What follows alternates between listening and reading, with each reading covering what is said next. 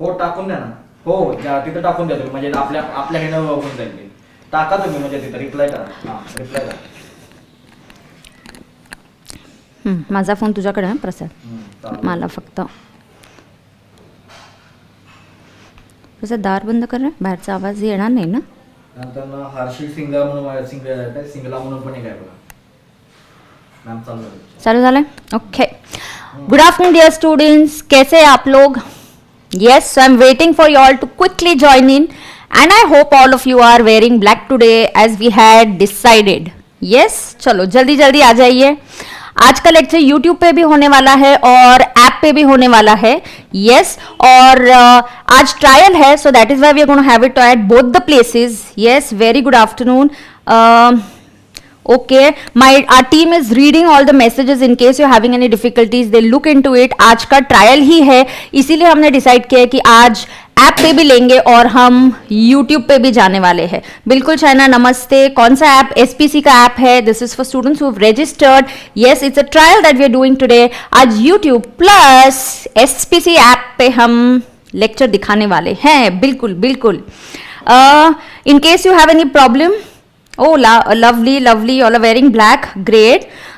Don't worry, इसीलिए आज का लेक्चर YouTube पे भी है. अगर आपको ऐप से रिलेटेड कुछ क्वेरी है, थोड़ी देर के बाद आपको एक लिंक, थोड़ी देर के बाद एक लिंक शेयर की जाएगी जहां पे you can get in touch with the SPC technical team. Telegram का एक चैनल का लिंक होगा जिस पे आप सिर्फ ऐप से रिलेटेड क्वेरीज के लिए टीम के साथ डिस्कशन कर सकते हो.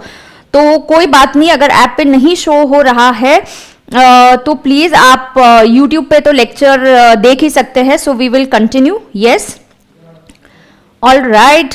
तो आई एम वेटिंग. चलो चलो बच्चा लोग जल्दी अंदर आ जाइए. Yes, thank you Disha.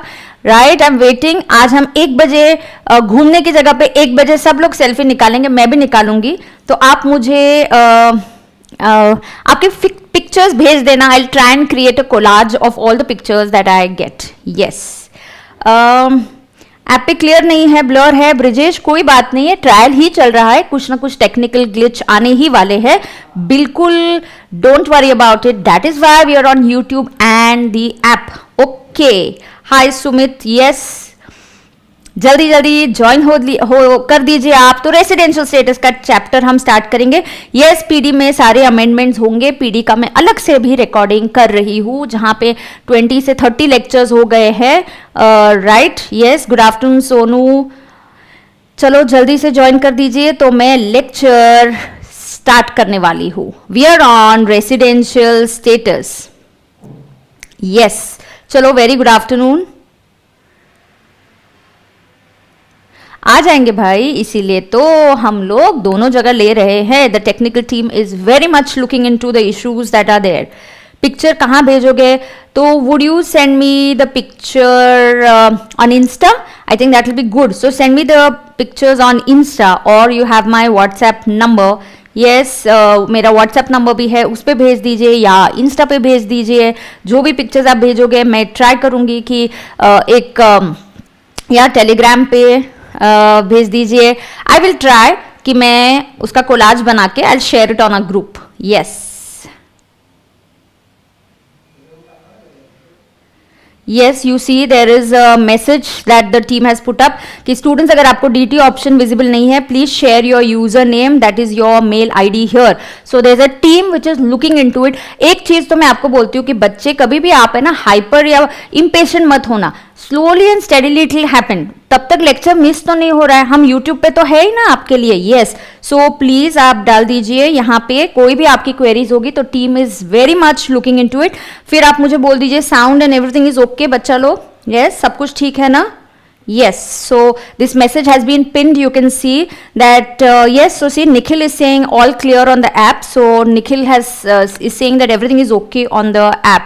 Yes, तो धीरे धीरे सबका ओके आने लगेगा. Yes, so transition phase है, होने वाला है. Ma'am, WhatsApp number is here. I give you the WhatsApp number 7887875 Yes, but I would still prefer yes, SPC player app पे जाना है. बिल्कुल बिल्कुल. बट आई विल प्रिफर, आप इंस्टा पे डालोगे तो, नहीं तो टेलीग्राम चैनल है हमारा और अपना व्हाट्सएप नंबर है. Okay, yes. So should we get started, dear students? So very good afternoon, dear students. Hope you all are doing very very well. आज का दिन आपका कैसा था? मेरा दिन बहुत ही अच्छा था. आई एम श्योर आपका दिन भी बहुत ही अच्छा होने वाला है. यस. सो हमने कल सीखा रेसिडेंशियल स्टेटस. यस. नाउ मुझे ये बता दो, ड्राइव वालों के भी लेक्चर सेम रहेंगे क्या? ऋतिक, शायद सब सेम नहीं रहेंगे, कुछ चैप्टर्स सेम रहेंगे, कुछ चैप्टर्स मैंने आपके लिए पहले से ही अलग अमेंडेड लेक्चर्स रिकॉर्ड कर दिए हैं, तो वो रहेंगे. राइट. जरूरी है क्या ब्लैक में भेजे? अरे हमने ब्लैक डिसाइड किया था, बट कोई ये नहीं है ब्लैक नहीं पहना होगा तो ठीक है, पिक्चर तो भेज दो. Yes, as we are decided आज हम सब ब्लैक पहनेंगे. ओके, चलिए students, let's get started. Now what is, ये चैप्टर हम पढ़ क्यों है? मुझे फटाफट जवाब चाहिए सब लोगों के. You are going to tell me what are we going to exactly learn in this chapter. So what are we going to learn exactly in this chapter? हम इस चैप्टर में ये पढ़ने वाले हैं कि is my income taxable in India or is it not taxable in India? So I'm going to learn, is my income taxable in India or is it not taxable in India? How do I get the answers? I want everybody to answer this. कौन सी दो चीजों पे मेरा taxability of income dependent है? My taxability of income in India is dependent upon which two things? And I want that answer. Come on everybody. Yes. So it is dependent on, one, your residential status, and two, it is dependent on the nature of income you earn. Barobar. Yes, it is dependent on residential status and it is dependent on nature of income. बिल्कुल. Student जैसे जैसे हम आगे progress करते जाएंगे आपका understanding और better होगा. I told you this is like a Hindi movie और it's like a movie where in 3 hours initially you don't understand the entire movie. You have to have patience. Step by step जैसे जैसे और भी आप characters देखते हो और भी मूवी देखने लगते हैं तो आपको और अच्छे से समझ में आता है. तो ये भी वैसे ही होने वाला है. बिल्कुल. नाउ इंडिविजुअल के रेसिडेंशियल स्टेटस के लिए मैंने क्या बोला था? ये है अपना does it depend. So does the residential status depend upon citizenship and nationality? No, it doesn't depend upon that. Then what does it depend upon? It depends upon number of days a person is staying in India. Ayo, number of days a person is staying in India?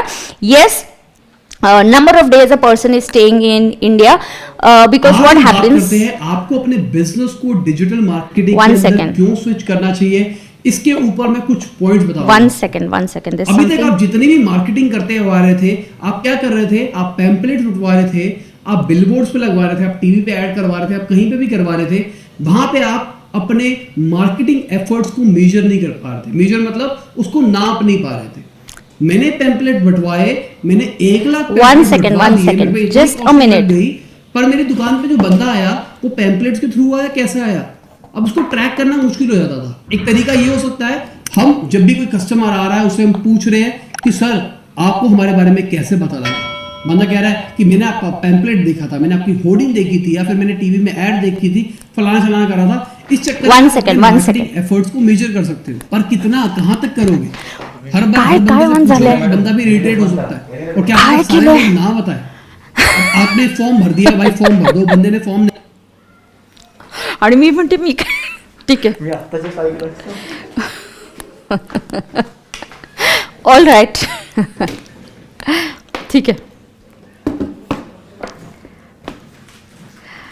Okay students, तो कुछ और ही आवाज हमको सबको सुनाई दी, मुझे भी सुनाई दी. कमान. सो ऐसी छोटी छोटी चीजें होती रहती है. So take a chill pill. Now let's continue about our chapter of residential status. Right. So let's get started. Now in residential status हम ये देख रहे थे और मैं ये दिखाई रही थी तो अयो एकदम किसी की आवाज आ गई और मुझे भी नहीं समझा किसकी आवाज आ गई. So it was the AnyDesk that I had connected to another system and from that system I could hear this. Yes. So even I was wondering what has happened. But anyways, let's get going. Focus कीजिए आप लोग. Yes. सो जो individual होता है, individual का status is dependent upon number of days of stay in India. Yes. so number of days of stay in India can keep on changing. So this number of days, if it keeps on changing, we are going to have the residential status is going to change every year. बरोबर. उसके आगे अभी ये समझते हैं individual का residential status. चलो फटाफट रिवाइज करना है आज मुझे. आगे का पार्ट नेचर ऑफ इनकम वगैरह वो सब पढ़ाना है आपको. क्यों वो सब पढ़ाना है? अगर वो मैं आपको पढ़ाऊंगी तो इसके आगे आज हम प्रॉब्लम्स भी करेंगे, यस। और प्रॉब्लम्स के लिए आज I was going through your module, so I went through this module of yours and there's a very good book which I have always been following and that is this Singhania book. yes, as a student मैंने इससे पढ़ाई की है, काफ़ी सारे questions मेरे जो books में है सिंघानिया से cover होते हैं. so the new book has just come, so I was just seeing कि कुछ additional questions आपके साथ और करने चाहिए क्या, तो वो मैं देख के रखे हैं और मैंने मार्किंग करके रखा है. आपको कोई रेफरेंस बुक देखने की जरूरत नहीं, ये सब मैं आपके लिए करने वाली हूँ. Right. So individual can be a resident or can be a non-resident. It depends upon basic conditions. How many basic conditions? There are 2 basic conditions. Yes, there are 2 basic conditions. Now, what is happening with these 2 basic conditions? Let us understand. If I satisfy any one or I satisfy both, I will become a resident. But if I satisfy none of the basic conditions, I will become a non-resident. Right? Now, there are 2 additional conditions. ये मुझे क्यों देखनी होती है? Additional condition सबके लिए same होती है, चाहे वो HUF के लिए हम चेकिंग करें या वो इंडिविजुअल के लिए हम चेकिंग करें. एडिशनल कंडीशन सबके लिए सेम होती है. So what are these additional conditions? अगर मुझे ऑर्डिनरी रेसिडेंट बनना है तो मेरा पास्ट रिकॉर्ड बहुत सही चाहिए, एकदम से I must be in India only for a very long time. If I satisfy both additional conditions, only then I become an ROR. But if I satisfy one or I satisfy none of the basic additional conditions, then I become a not ordinary resident. NOR means resident but not ordinary resident. बरोबर. चेतन तो कितनी बार ये कर रहा है, कोई amendment आई तो क्या? अरे कभी भी अमेंडमेंट, इधर भी जो पढ़ा रही हो अमेंडमेंट आई तो we take an amendment lecture. Yes, come on. Chetan got it now. चलो जल्दी आगे जाओ. Pay attention. क्वेरीज के लिए मैं टाइम देने वाली हूँ, अभी नहीं, मुझे थोड़ा सा आगे पढ़ाने दो. क्वेरीज के लिए मैं आपको टाइम देने वाली हूँ. हाँ शशांक, तेरा एग्जाम्पल ले लूंगी. Yes, we all are ROR.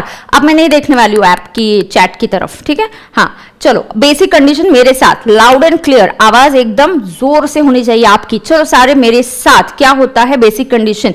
In India in the PY for 182 days or more. In India in the PY for 182 days or more. Second, in India in the PY for 60 days or more and 365 days or more in the last 4 years. बरोबर? Yes. तो ये basic conditions है. इसके साथ मैंने आपको कुछ examples भी कल करवाए थे, तो ये एग्जाम्पल्स हमारे करके हो चुके हैं.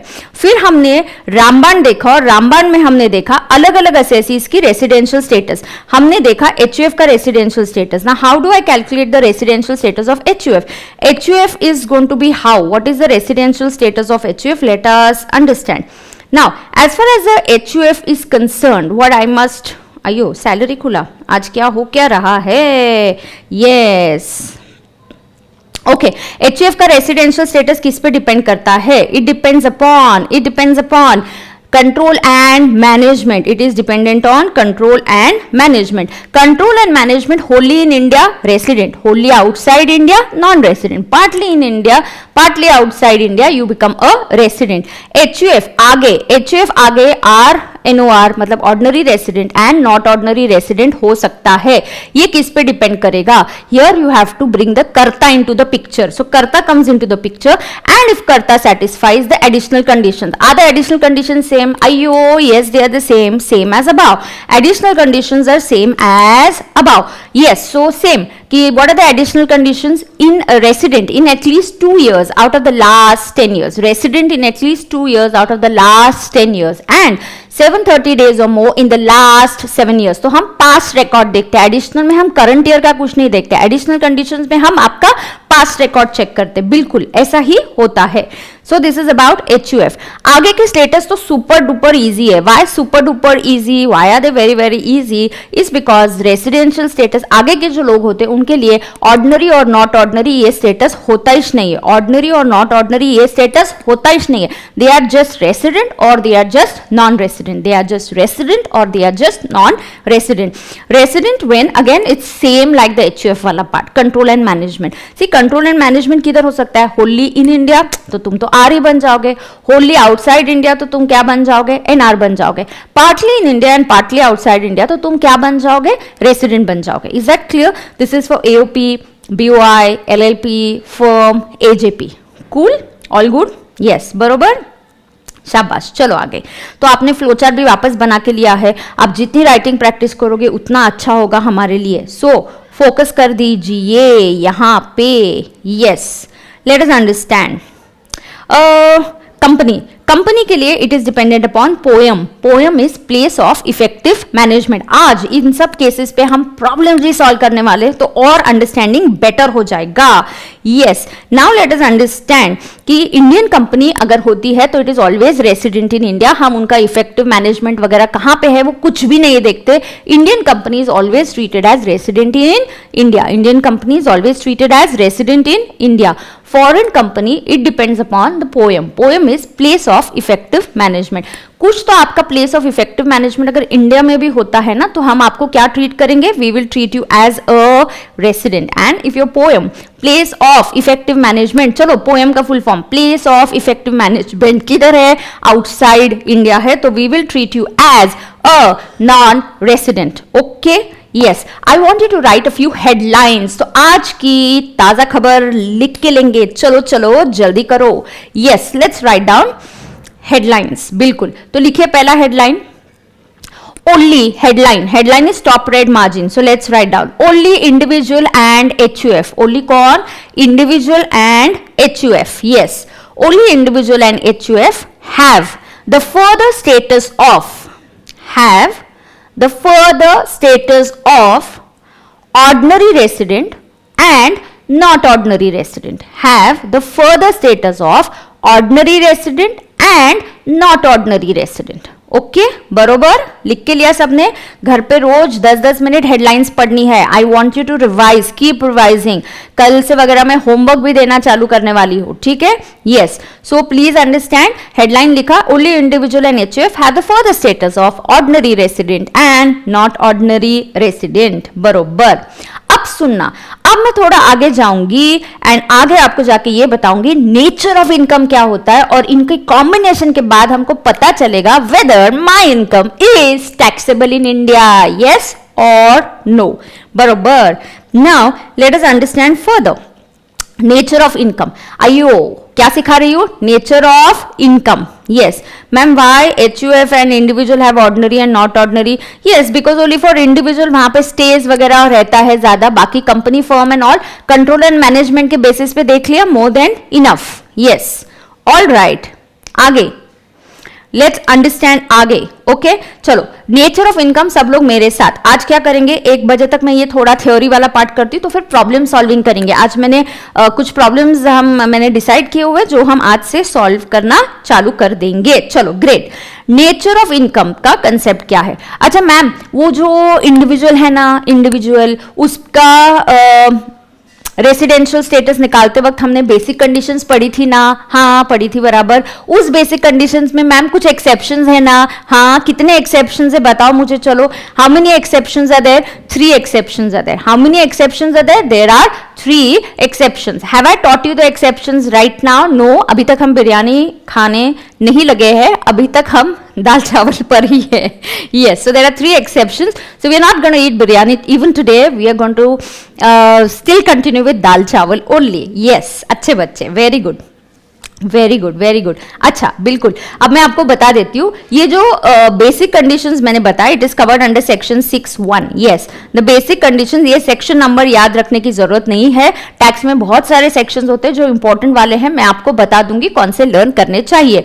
सो basic conditions are given by section 6(1) and 6(6) talks about additional condition. So section 6(1) talks about basic conditions and section 6(6) talks about additional conditions. Is that okay?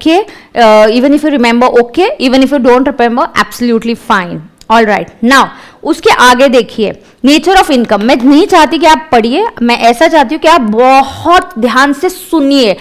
Get it into your head first. Books तो same ही है, act तो सब जगह same ही रहने वाला है, कोई बदलने नहीं वाला है। हाँ, तो क्या रिपीट करूं आकाश? जब तुम बोलते हो रिपीट करना, please you have to be very specific. What you want me to repeat has to be very specifically mention, because by the time I see the message I must have gone ahead.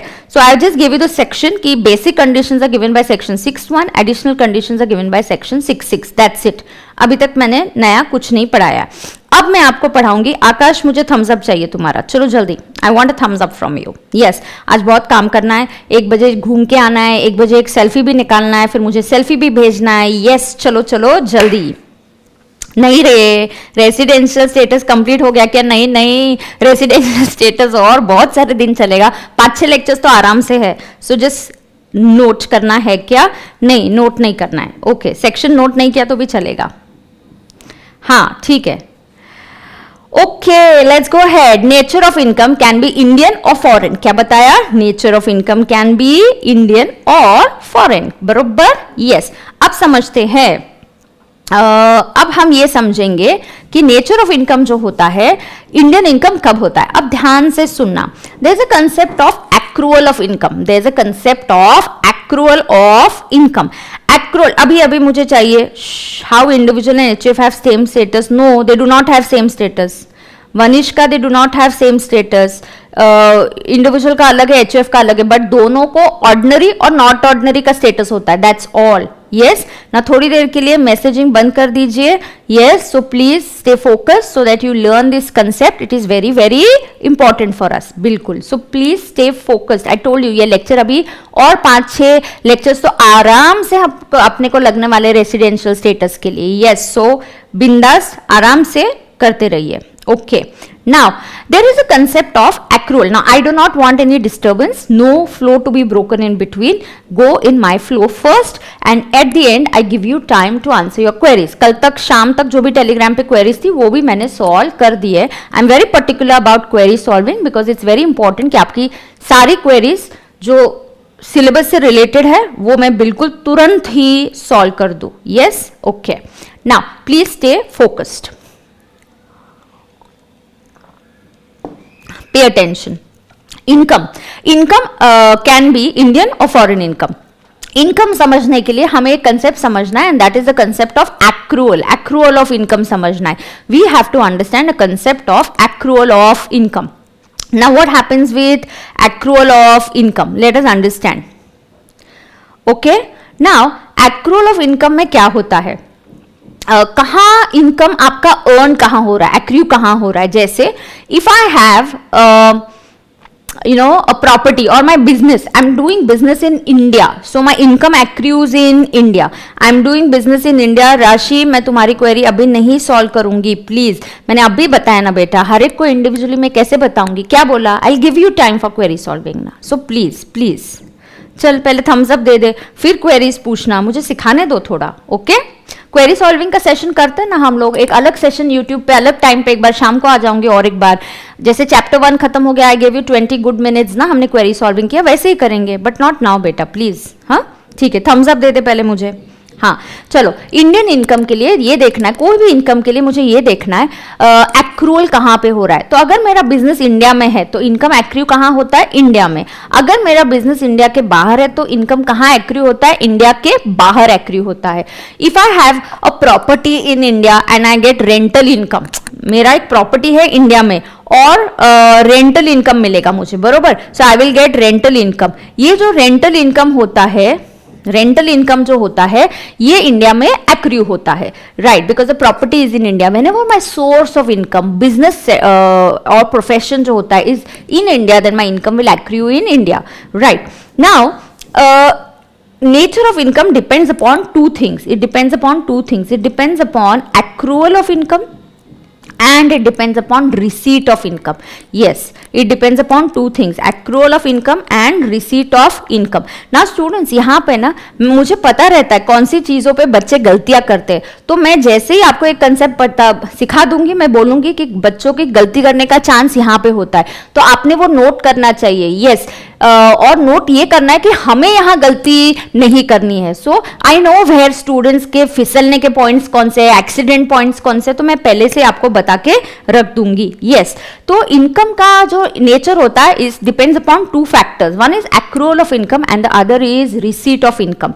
Receipt का मतलब होता है where is the income received for the first time, income received for the first time. Divya, कितनी बार बोला मैंने? जब आप बोलते हो ma'am please repeat, you have to be very specific and tell me what should I repeat. Yes, अभी मैं अगले 5 ओके चलो, income received for first time, income received for first time. And accrual of income का example, when do I say the income accrues in India? When I have the business in India. So when the business is in India, it means that the income is accrued. Divya सिखा रही हूँ accrual बेटा, वही सिखा रही हूँ. Yes. No, you don't have to note this. मैं बोलूंगी आपको. So, nature of income depends upon two things: accrual of income and receipt of income. Accrual of income मतलब where is my business or source of income. So, अगर मेरा source of income India में है, so if my source of income is in India, then my income will accrue in, then it is going to accrue in India. Yes. So if my source of income is in India, my income will accrue in India. Okay. Now pay attention. Accrual of income and receipt of income. ये दो concepts है जो मैं आपको पढ़ा रही हूँ. Yes. Now क्या होता है? मैंने roughly accrual of income का example क्या दिया बताओ? What example did I give for accrual of income? What example did I give for accrual of income? Tell me. चलो क्या example दिया मैंने accrual of income को बता दीजिए. Yes, I'm waiting for your answers. हाँ रेंट, लेकिन गौरव कौन सा rent? Which rent? Where the property is in India. Property Nepal में है, प्रॉपर्टी कनाडा में है, तो रेंट कहाँ एक्री होगा? कनाडा में एक्री होता. क्यों? Because the source of income is situated outside India. So it basically depends upon where is your source of income. Okay, depends upon where is your source of income. Very good, very good, सही answer दे रहे हो. बिल्कुल बिल्कुल. सो business अगर India में है, ये भी एक एग्जांपल है कि it accrues in India. Property अगर इंडिया में है तो इट एक्रूज इन इंडिया. हाँ, क्लास में पूरा ध्यान देना है, सो के लेक्चर नहीं देखना है. Sit straight, sit upright. All right. Yes, property in India, rent is in India. Mitali don't say rent received in India. No no, हम रिसीव की बात नहीं कर रहे. Yes Rashi, very good. We are talking about everybody is giving me right answer. Sheenal, Nayan, yes, when the property is in India the rental income will accrue in India. Property मैंने बेच दिया तो उसका कैपिटल गेन्स भी जो होता है ना, that also accrues in India. Business India में है, so if I am doing coaching classes here in India, my income accrues in India. But if I go to Dubai and I take coaching classes, then the income will accrue outside India. Then the income will accrue outside India. बरोबर. Yes. USA, Rani is my student from USA. Lovely, great. So we have a NR student also amongst us for learning this residential status income. Right. Now, my income. अभी ध्यान से सुनना, मैं एक बार बोलूंगी, देखते एक बार में कितने बच्चे समझ में जाते. वैसे तो मैं रिपीट 4-5 बार करने वाली हूँ, लेकिन फर्स्ट गो में क्या समझते वो देखते हैं. Right. Everybody with me? Yes. Let us understand. Income is said to be Indian income. Pay attention. Income is said to be Indian income if it accrues in India, if it accrues in India, whether received in India or received outside India. I'll repeat. Income is set to be, मैं 4-5 बार repeat करने वाली हूं, but मुझे ये देखना है कि कितने बच्चे वन गो में समझ लेते हैं. ठीक है, I am going to otherwise teach you this concept 4 to 5 times, but I want to know how many of you all can learn it in one go. How many of you all can learn it in one go? Let us understand. Yes, Indian income मैं आपको बता रही हूं. Indian income means income is accrued in India. Income is accrued in India. Accrued in India, whether received in India or received outside India. Second point for Indian income. Indian income is an income which is received in India, whether accrued in India or accrued outside India. Okay. तीसरा, income that is received in India and accrued also in India. Yes, so I gave you these 3 points. Can somebody give me a concluding statement? कोई एक मुझे statement observation करके एक statement बता सकता है क्या? Observation करके आप statement बता सकते हो क्या?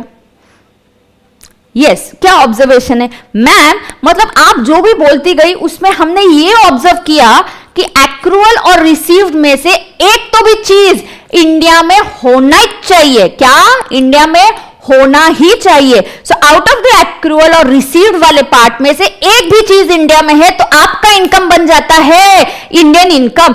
Accrual of income means income का सोर्स कहां पे है, वो इंडिया से जनरेट हो रहा है तो वो इंडिया में एक्रू होता है. रिसीव्ड इनकम, जो रिसीट ऑफ इनकम होता है, रिसीव कहां पे हुआ, that's the first time when you earn the income. जैसे मेरा कोचिंग क्लास अगर इंडिया में है तो मुझे पैसे इंडिया में मिलते हैं. I receive the money, you pay me money in Indian, you pay me the money in Indian currency and you pay to me in Indian country, in my country only. So that is received in India. But if I go and take coaching class outside India, Dubai students pay me the money and I collect this money in Dubai. Understand, I receive the money in Dubai, right? Yes, but now with online coaching, can I do online coaching and somebody like running from USA or there's some other student outside India, they can pay me money in India also through an online transfer. Where did I get the money? If my bank, the money came into my bank which is in India, it means that the money is received in India. अयो क्या समझाया, accrual और received. क्या समझाया, accrual and received. दोनों में से एक तो भी इंडिया में हुआ तो इनकम बन गया Indian income. So I repeat again, what is Indian income?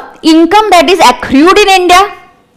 Receive किधर भी होने दो, इंडिया में या इंडिया के बाहर, एक्रू हुआ ना इंडिया में, इंडियन इनकम खत्म.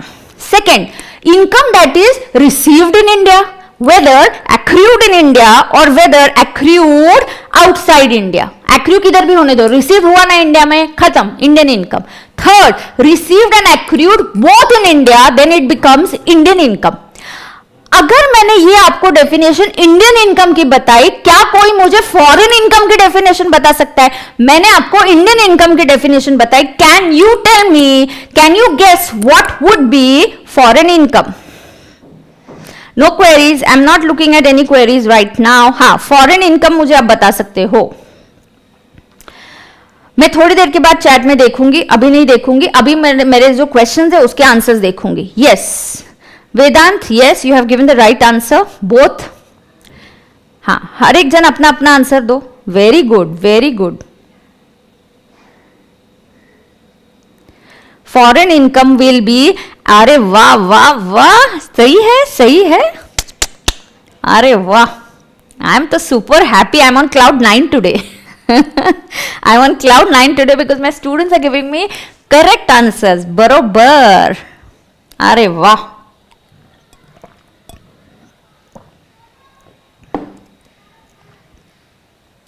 yes yes you all are giving me super duper answers. wow.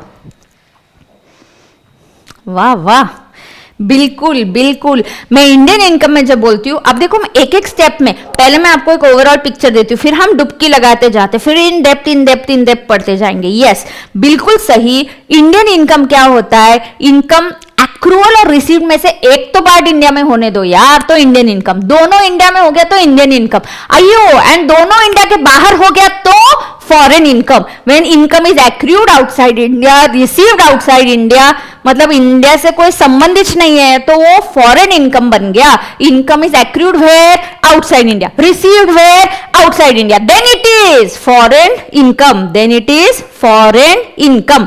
Are you understanding that? Okay, अभी और गहराई में जाने वाली, और गहराई में.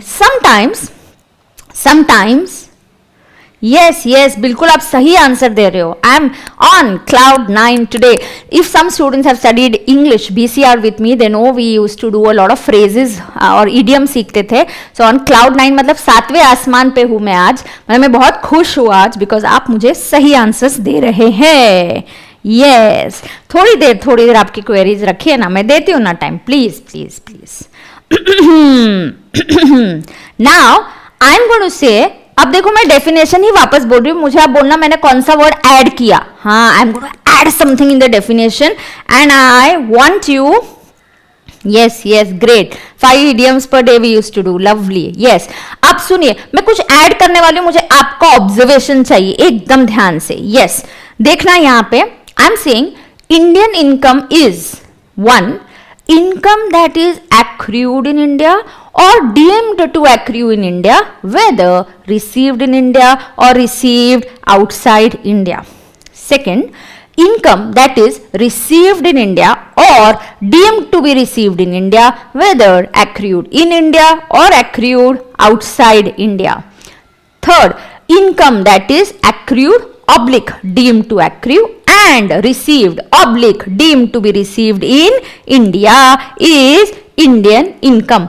मतलब wherever I was saying accrued in India, I am also saying income accrued in India, or I am saying deemed to be. वाह वाह, क्या ऑब्जर्वेशन है आज बच्चों का.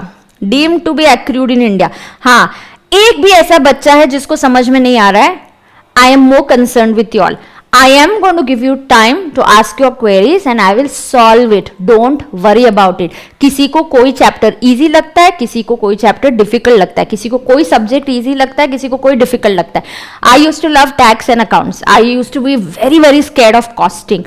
Yes, so I was a science student, तो मुझे डिफिकल्ट लगा था कॉस्टिंग. तो प्लीज अंडरस्टैंड, थोड़ा समझो. ओके, तो पेशेंस रखो. जब तक चैप्टर खत्म नहीं होता ना, खुद पे तुम खुद को थोड़ा सा टाइम देना चाहिए. Don't be unfair with yourself कि 2 लेक्चर हुए, मैम रेसिडेंशियल झेप नहीं रहा है. जितना मैं सिखा रही हूँ उतना समझ में आ रहा है ना, great. Wait till we go ahead. Problem solving तक रुकना चाहिए आपने. हाँ, accrued in India or deemed to be accrued in India. Now deemed to be accrued मैं आपको सिखाऊंगी. गरिमा, घाई नहीं करने का बेटा, घाई नहीं करने का, रुक.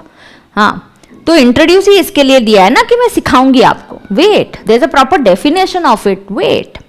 डीम्ड का मतलब होता है अज्यूम्ड टू बी. डीम्ड का मतलब होता है अज्यूम्ड टू बी. अगर किसी को ये मीनिंग नहीं पता है, assumed to be. Doubts, basic से बेसिक डाउट्स पूछने के लिए हेजिटेट मत करो. डोंट थिंक अबाउट अरे ये चैट पे बाकी के दोस्त क्या सोचेंगे, मैम क्या सोचेंगे. कोई कुछ नहीं सोचेगा. आपकी एग्जाम में कोई नहीं आने वाला है आपकी हेल्प करने के लिए. You have to help yourself. You have to motivate yourself. Yes, आपको खुद को आपको हेल्प करना है. yes, so you have to ask even if there's a basic, very basic doubt. Telegram channel पे चैट करके आप मुझे भेज सकते हैं. Don't hesitate to ask even your basic queries over there. Only just imagine there are 300 plus students there and chatting, तो you have to give us some time. आज नहीं किया तो कल पक्का आपकी query solve हो ही जाएगी. ओके, डीम्ड का मतलब होता है assumed to be. डीम का मतलब होता है assumed to be. So sometimes income will actually accrue in India. Sometimes Income Tax Act will assume that the income is accrued in India. It will be deemed to accrue in India. Deemed to be मतलब assumed to be accrued. Okay, assumed to be accruing in India. So conclusion, हमारे लिए what is the meaning of in nature of income किस पे dependent रहता है? Nature of income is dependent on 2 factors. One is accrual of income and second is receipt of income. तो आज की दूसरी ताजा खबर, let's write down our second headline. Let's write down. Come on students. Nature of income depends upon, लिखो, nature of income depends upon, अयो किस पे डिपेंड करता है? Depends upon 2 things. Yes, accrued means earned here. Correct, accrued का मतलब होता है earned here.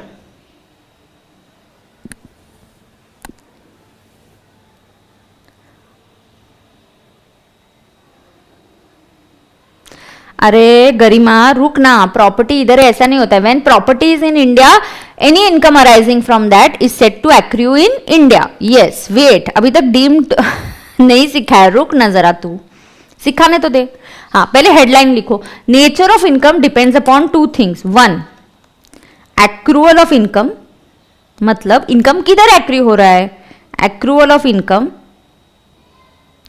And 2, receipt of income. Receipt of income, accrual of income and receipt of income. क्या है अपना? Headlines. Yes, so this is our headlines which is your top red margin and every day you must read your headlines. चलो आगे. Yes, now I want a next headline. आप blank pages भी use कर सकते हैं. Notebook के आगे आगे आप बिल्कुल जाके लिखना है आपको हेडलाइंस. यू डोंट, क्योंकि आगे हम प्रॉब्लम्स बहुत सारे करते हैं तो वो यूज हो जाते हैं. तो even blank, every headline should be written on a new page. Okay, yes. Next headline, receipt of income. receipt of income means where income is received. Receipt of income means where income is received for the first time. For the first time. Why I am saying for the first time? You will understand in some time. Chalo. Yes. Deemed or receipt is the same. Yes, it is the same. It is the same. Shaina, it is the same. Receipt of income means where income is received for the first time. This was your third headline. This was your third headline. This was your second headline. Barobar? Barobar? हाँ. Yes. Now, what is the meaning of Indian income? Yes. So I want you all to understand in short. Indian income का एक headline लिखेंगे. लिखो. दूसरा आज headline के ऊपर headline है. हाँ चलो fourth headline. Indian income means when accrual or receipt at least one happens in India.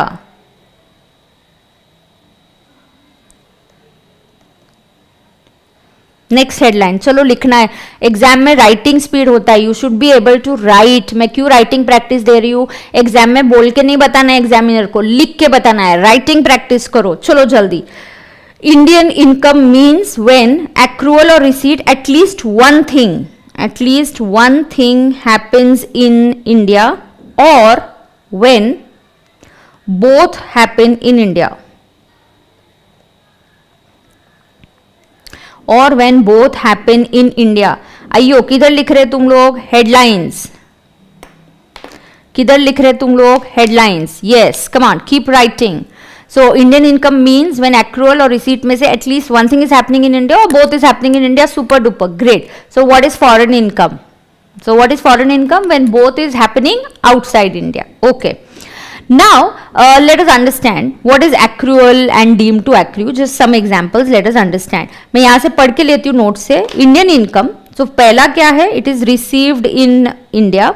So any income that is received in India is at Indian income, and receipt means the first receipt in India. Receipt means the first time when the income is received. See, ऐसा हो सकता है जैसे मैं सुनो अभी example क्या बोलती हूँ आपको. अब मैं डुबकी लगा रही हूँ. अब मैं थोड़ा गहराई में जा रही हूँ. पहले एक ओवरऑल पिक्चर देती हूँ, फिर I go in deep. Yes, so please understand, focus. Receipt means first time received in India. अभी ऐसा हो सकता है ना कि आई गॉट कोचिंग फीस. आप लोगों ने मुझे कोचिंग फीस जो ट्रांसफर करी यहाँ के अकाउंट में ट्रांसफर करी, तो मुझे पैसे कहाँ मिले? इंडिया में मिले. मैं कोचिंग कहाँ ले रही हूँ? इंडिया में. So I am taking my business is in India. So it is accruing in India, it is received in India. So this is Indian income. Perfect. Now ऐसा भी हो सकता है ना कि मेरी जो फैमिली है वो इंडिया के बाहर है. मेरी जो फैमिली है इंडिया के बाहर रहती है, तो मुझे इंडिया के बाहर पैसे भेजने पड़ते हैं. I need to transfer my money outside India. Maybe my son is studying outside India. My family members, my son, my daughter, my children are studying outside India. So I need to send him some money, his pocket money. उसका खर्चा वहां का, उसकी school college की fees वगैरह मुझे भेजनी है. राइट? तो ओके, तो ये मुझे भेजना है इंडिया के बाहर. इसको बोलते हैं रेमिटेंस, मतलब ट्रांसफर ऑफ मनी. ओके, सो जब पैसे इंडिया में रिसीव होते हैं ना, अब देखो, when I receive money, first time the money comes in India, it is said to be received in India. But जब मैं इंडिया से इसको बाहर भेजती हूँ, I want to send this money to USA, इसको बोलते हैं रेमिटेंस. इसको क्या बोलते हैं? रेमिटेंस. रेमिटेंस मतलब remittance matlab what? Remittance means I'm transferring money from one place to another place. I'm transferring money from one place to another place. अब USA में रेमिटेंस हो गया तो आप नहीं बोल सकते मैंने फिर से मेरा इनकम है वहां रिसीव हुआ. No no no no. Receive का मतलब होता है फर्स्ट टाइम कहां मिला. रिसीव का मतलब होता है फर्स्ट टाइम कहां इनकम अर्न किया आपने. Where did you get it? First time. First time I got it in India, so income is received in India. फिर मेरी मर्जी कि मेरी कोई फैमिली है, मेरी कोई गर्लफ्रेंड है, बॉयफ्रेंड है, मुझे किसी को पैसे वहां पे भेज भेजने, मेरी मर्जी, मैंने यूएसए में ट्रांसफर कर दिया, यूएसए में ट्रांसफर कर दिया, सो इसको बोलते हैं रेमिटेंस। हम ये नहीं देखते कि रेमिटेंस कहां हुआ, हम ये देखते कि रिसीव कहां हुआ। Received is when you have it first time. Receive होता है जहां पे पैसे फर्स्ट टाइम आते, उसके बाद आप रेमिट करते रह सकते हो। रेमिटेंस पे ध्यान नहीं देना है, रिसीट पे ध्यान देना है। अयो, रेमिटेंस पे ध्यान नहीं देना है, रिसीट पे ध्यान देना है।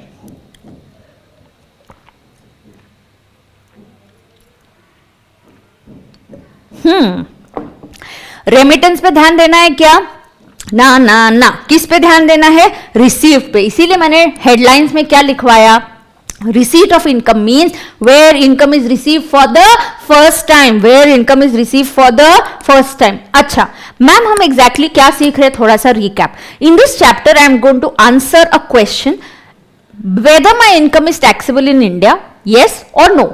ओके, ये किस पे डिपेंडेंट होता है? एक रेसिडेंशियल स्टेटस पे, दूसरा नेचर ऑफ इनकम पे। तो मैंने आपको बताया रेसिडेंशियल स्टेटस कैसे निकालते हैं थ्योरेटिकली, प्रैक्टिकली जब बताऊंगी सुपर्ब और क्लैरिटी आ जाएगी आपको।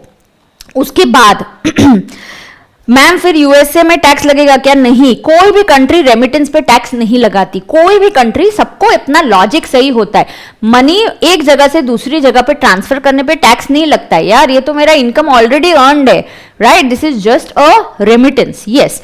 सो on remittance no countries are going to charge और tax you, okay, no taxes are going to be levied at that time. ठीक है। Now receipt means first time where it is received. ये आपका accident point है। मैंने आपको क्या बोला? मेरे इतने साल के एक्सपीरियंस का आप फायदा ले लीजिए। क्यों? क्योंकि आप अगर आपकी गलती से सीखोगे तो वो महंगा पड़ेगा, आपको एक अटेम्प्ट लग सकता है, एक एग्जाम आपका जाएगा। अगर आप बाकी के बच्चों की गलतियों से सीखेंगे, आपको कैसे पता चलेगी? मैं बताऊंगी आपको कि बच्चे जनरली गलतियां कहां करते हैं। खुद की गलती से सीखोगे तो महंगा पड़ेगा। हाँ, क्लास में गलतियां करो, उससे सीखो, उनको एग्जाम में रिपीट मत करो, ग्रेट। और मैं जो बोलती हूँ एक्सीडेंट पॉइंट है, उस पर फोकस करो। क्वेश्चन में दिया जाता है कि remittance happened in USA, money is received in India, तो बच्चा कंफ्यूज हो जाता है, मैम रिसीव्ड इंडिया में हुआ कि रिसीव्ड यूएसए में हुआ? अरे भाई, रिसीव्ड मतलब फर्स्ट टाइम जहां अर्न किया, रेमिटेंस पे ध्यान नहीं देना है। दिस इज योर एक्सीडेंट, फिसलने की जगह, this is your accident spot जहां पे आप फिसल सकते हो। आपको नहीं फिसलना है, मेरे क्लास के बच्चे नहीं फिसलेंगे। Is that clear to everybody? हाँ, खबरदार गलती करी तो यहां पे। हाँ चलो नेक्स्ट, आगे डीप में जा रही हूं मैं। Income deemed to received in India, so it is not necessary कि सिर्फ रिसीव्ड होना चाहिए, डीम्ड टू बी रिसीव्ड भी हो सकता है। Yes, it's not necessary, it is actually received. Okay, by fiction of law, receipt outside India may be treated as deemed to accrue or in India. Now, I'm going to teach you what is deemed to be received in India. Okay, so either income can be received, in short conclusion, yes, remittance को गोली मारते, बिल्कुल सही, received और deemed to be received होना चाहिए। अब deemed to be received माने क्या? आइयो, understand, deemed to be received annual accretion to recognize provident fund. You know, एक प्रोविडेंट फंड होता है, you may not understand this that well because it is link to आगे के chapters. इसका इसलिए मैं बोलती हूँ, जैसे जैसे आप आगे जाते हो ना, आपका understanding of earlier concept becomes better and better and better and better. Yes, now let's understand. Sometimes ना, जैसे मेरा TDS is the best example, I will give you the example. Yes, TDS is the best example here. Tax deducted at source is assume, जैसे my salary is 90, my salary actually is 1 lakh. इसको हम बोलते हैं, ध्यान दीजिए, अभी focus कीजिए, एकदम फोकस करना है आपको। Yes, I will give you time for your queries on what ever I have taught you. बिल्कुल एकदम अच्छे बच्चे के जैसे बैठे हैं आज आप। यस, सो ये जो ग्रॉस अमाउंट होता है, ये होता है 1 लाख। सैलरी कितना है? 90,000। क्यों? मुझे रिसीव हुआ 90,000 और TDS है 10,000। TDS कट हुआ 10,000। I always receive the net amount and what is this called as the gross amount and 10,000 is the TDS का amount. Whenever I pay salary to my staff, I am required to deduct TDS. क्यों? मेरे मन में आया क्या? नहीं, मुझे किसने बोला? इनकम टैक्स एक्ट ने बोला है भाई तुझे TDS कट करना पड़ेगा। अयो, क्या रेट से कट करना पड़ेगा, कब कट करना पड़ेगा, कहाँ सीखेंगे? In the chapter of TDS. Yes, we will learn in the chapter of TDS. बिल्कुल बरोबर। Yes. I am sure Telegram का एक लिंक आ गया है चैट में, अभी मत करना कुछ भी, चैट में डिस्टर्बेंस नहीं चाहिए। If you have any queries, यहाँ पे आपकी सारी क्वेरीज वो सॉल्व हो जाएंगी। ध्यान दीजिए, अभी टैक्स डिडक्शन एट सोर्स ये होता है आपका टीडीएस। तो हम जब इनकम कैलकुलेट करते हैं, ध्यान से सुनो, देखो ये बहुत अच्छे से समझेगा। एक्चुअली मुझे रिसीव कितना हुआ 90, लेकिन हम इनकम कितना कंसिडर करते हैं, how much is treated as your income, what is treated as income 1 lakh, because 10,000 is deemed to be received. Yes, 10,000 is deemed to be received. Did I actually get it in my bank? No, it is assumed you got it. How did I get it? Ma'am ये गलत है, गलत है, गलत है। बिल्कुल ये गलत नहीं है। It has a logic. Yes, it has a logic. Logic is 10,000 government के पास में मेरे टैक्स के नाम पे पहुंच गए, तो उसको टैक्स के अगेंस्ट एडजस्ट करते हैं।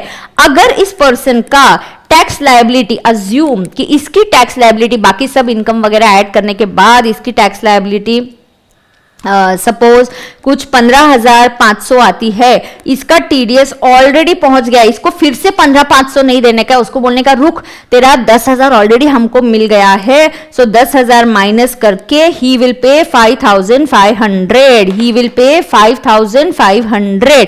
बरोबर क्या? यस, बिल्कुल बरोबर, 5,500 ये पे करेगा। मतलब जब इनकम कैलकुलेट करेंगे, इनकम उसका 90 कि 1 लाख, मेरे सवाल का जवाब देना, इनकम कितना 90,000 या 1 lakh? 1 lakh. Why? Always gross amount is treated as income. अयो वो 10,000 क्या है? टैक्स है ना, मैचिंग प्रिंसिपल। 10,000 टैक्स के नाम पे कट हुआ है तो 10,000 टैक्स के अगेंस्ट एडजस्ट करो।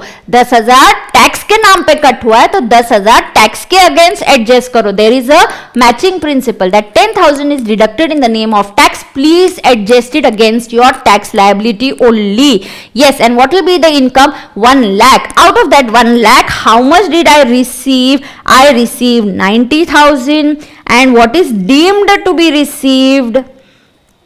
10,000। ऐसे मेरा इनकम बनेगा 1 लाख का, ऐसा मेरा इनकम बनेगा 1 लाख का। Okay, income from undisclosed sources, आपकी चोरी पकड़ी गई, आप it is deemed to be received, that you have earned this income. Income from undisclosed sources is also deemed to be received, कि आपको ये इनकम अर्न हो गया, आपने ये कमाई कर ली है, आपको ये पैसे मिल गए हैं, इसके ऊपर टैक्स देना पड़ेगा। किसी को याद आ रहा है क्या अनडिस्क्लोज इनकम का टैक्स रेट क्या होता है? What is the tax rate on undisclosed income? Yes yes, correct answer Divya, very good. पूछने से शिवा, वेरी गुड। 78%, बिल्कुल, the effective rate is 78%। Taxation is a very very vast syllabus, बहुत focused रह के हमें पढ़ना है। यस, शाबाश, आज तो मैं क्लाउड 9 पर हूँ because I am getting super duper answers from you all. Great, lovely students, lovely, बिल्कुल बिल्कुल सही है। 78% ये लगता है। So income from undisclosed sources, इसको भी डीम टू बी रिसीव्ड माना जाता है। ये जो डीम टू बी रिसीव्ड है ये हम समझेंगे आगे के चैप्टर्स में। These are all related to the chapter of salary. These are related where, लिखो वहां पे related to chapter of salary, तो वहां पे आपको ये समझ में आ जाएगा। These are related to the chapter of salary. लिखा क्या उधर? हाँ गरिमा, गुड, समझेगा। तुम इसलिए बोलते हो थोड़ा सा टाइम दो, वेट, जब तक चैप्टर खत्म नहीं होता है। Don't get hyper. आप अगर हाइपर हो गए ना, जो आपको मैं बताना चाह रही हूँ उस पर भी आपका ध्यान नहीं लगता, इसलिए आपने बोलना चाहिए स्टेप बाय स्टेप। सी, जब छोटा बच्चा होता है उसको तुरंत हम मैराथन नहीं भगाते ना। First the child will crawl, then he will walk, then run and then something else. So please आप थोड़ा सा। कपिल, ग्रॉस प्रॉफिट नहीं, बिजनेस में नेट प्रॉफिट पे टैक्स लगता है। ये ग्रॉस और नेट वो कंसेप्ट नहीं है। मैं जो ग्रॉस और नेट का कंसेप्ट बोल रही हूँ वो टीडीएस से रिलेटेड बोल रही हूँ। यस, ये जो मैंने ग्रॉस और नेट बोला ये बिजनेस वाला नहीं बोला, ये मैंने टीडीएस वाला कंसेप्ट बोला। किसका कंसेप्ट बोला मैंने? टीडीएस वाला। टीडीएस जब कट होता है हमेशा gross amount is charge to tax. Yes, 1 o'clock, what do you want to do at 1? यहाँ पे लिखा रिलेटेड टू सैलरी चैप्टर। 1 बज गया है, क्या करना चाहते हो आप लोग? Yes, I you gonna click a selfie? Yes, बिल्कुल, सो क्लिक अ सेल्फी। मैं भी क्लिक करती हूँ यहाँ पे सेल्फी, आप भी क्लिक कीजिए सेल्फी और भेजिए। मैं अभी नहीं देखूंगी लेकिन, है ना, अभी देखूंगी फिर काफी टाइम स्पेंड होता है। So I will also click selfie and then yes, Chirag, yes, TDS के ग्रॉस अमाउंट की बात कर रहे हैं, एकदम एकदम चिल चिल पिल। सी धीरे धीरे मैं आपको सब समझा रही हूँ, फोकस कीजिए आप। चलो अभी घूम के नहीं आओगे आज, सेल्फी निकालते। चलो मैं भी निकालू। Okay, I will also click. So here ये ऐसे निकालू सेल्फी, आपको देखना है।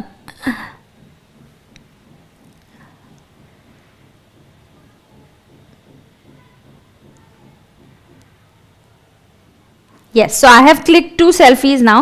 I will send it to you on the Telegram group. मैं try करूंगी। हाँ, TDS रिपीट करती हूँ आदित्य, करती हूँ बेटा, don't worry. Yes, I am giving you a minute. आप फटाफट सेल्फी निकाल दीजिए, निकालिए फटाफट। हाँ, ग्रीन पर्दा आया ना पीछे, बिल्कुल।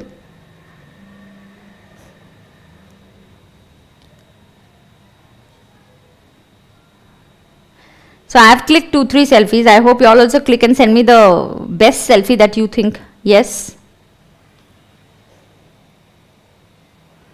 चलो डन।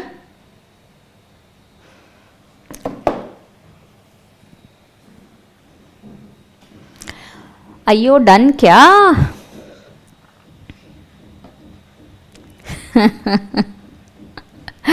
चलो जल्दी कीजिए।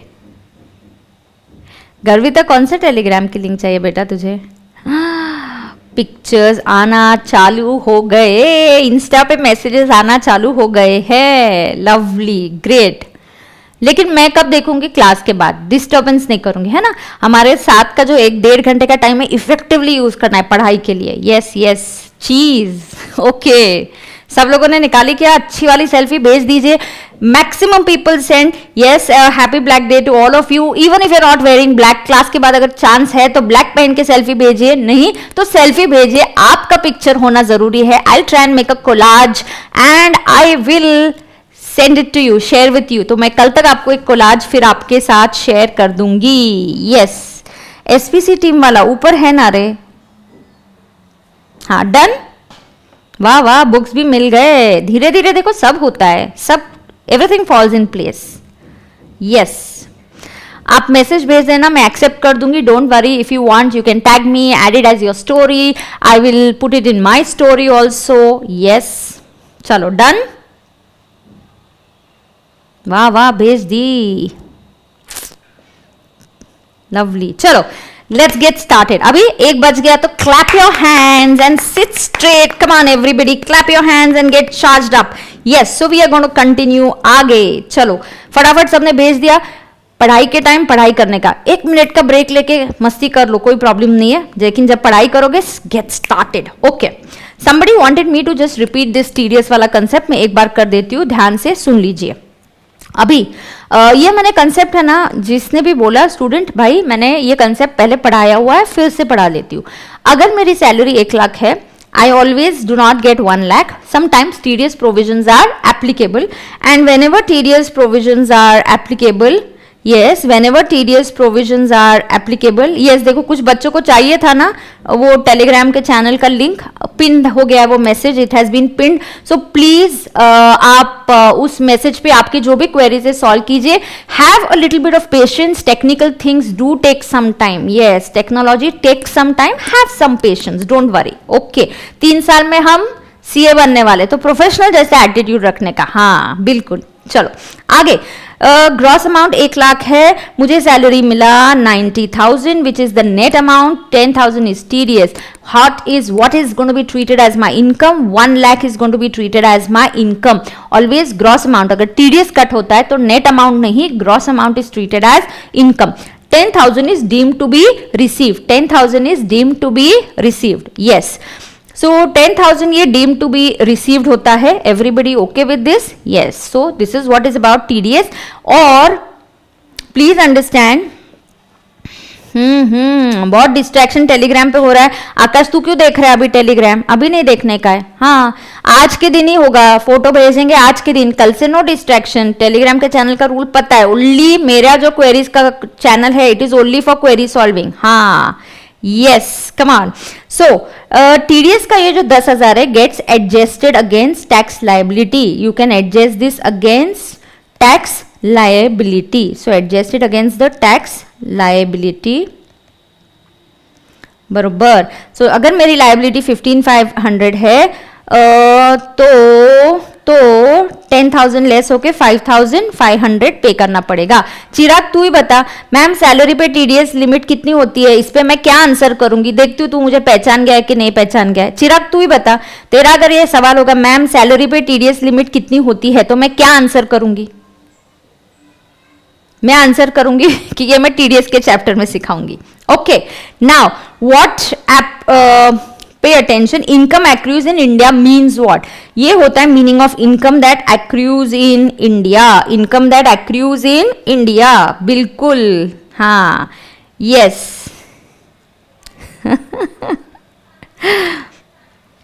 आई एम एंजॉइंग द क्लास। चलो, इनकम एक्रूज इन इंडिया का मीनिंग क्या होता है, ध्यान से सुनिए। What do I mean by income accrues in India?